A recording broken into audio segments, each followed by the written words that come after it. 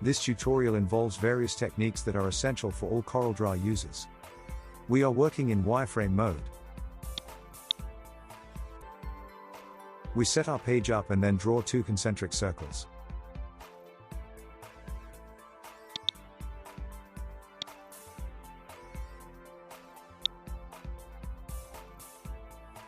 We align these to the center of the page by selecting them and pressing P and combine them into one object.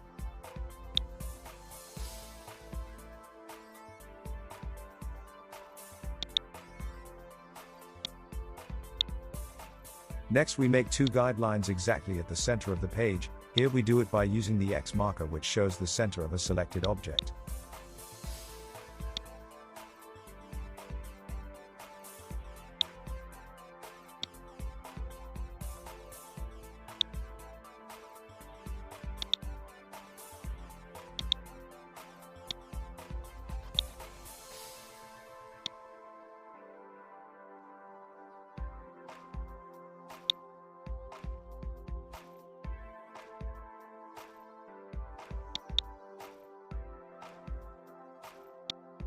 Next we draw a rectangle and use the shaping dialog box to trim the 2 circles.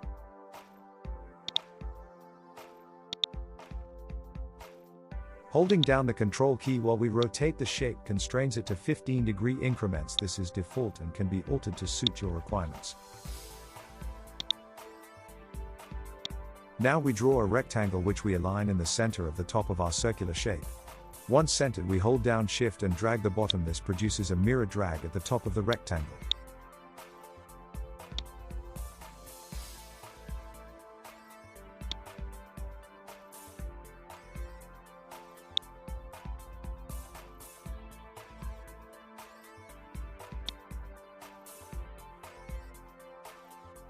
Now convert this rectangle to curves and use the Shape tool to add nodes and then also to delete nodes to make a triangle.